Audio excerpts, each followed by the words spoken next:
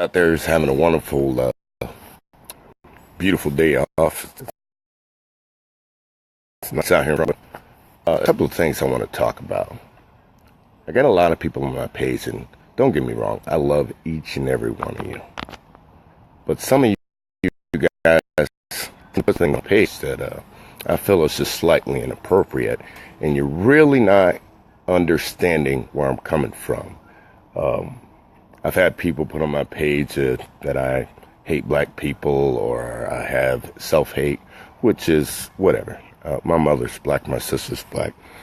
But I knew I was going to get backlash from a lot of blacks, fellow black Americans. The thing that I don't like is when I see a lot of my white followers posting things like numbers about the percentage of crime that blacks commit. Numbers can be very deceiving, see? And I'm going to dumb it down for you real quick. I live in Front Royal most of the time. This town probably has the highest heroin and meth usage on the East Coast. It's horrible. Now, if you look at the numbers, it's mostly white people.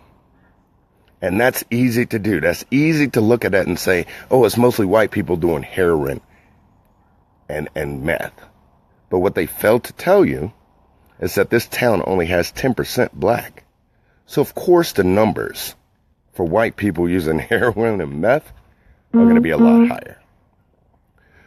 And also, when people post stuff on my page and say, well, black people make up 40 million people out of 317 million people in this country, but they commit most of the crime. That number, again, looks very simple. Let me dumb it down for you. If you put everybody all together, white, black, Hispanic, Asian, or whatever, 98% of the crime committed in this country is committed in impoverished and people who live below the poverty level. So then again, I go back to it. If you look at raw numbers, yeah, it looks like black people commit a lot of crimes. But if you look at the whole numbers, it's not about color. It's about economics. People have no money, so a lot of people do what they have to do. Another thing I hear people say is that there are more white people on food stamps than blacks. That again, raw numbers look good. It's absolutely correct.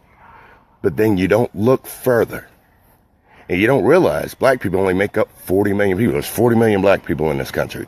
There's 200 million white people in this country.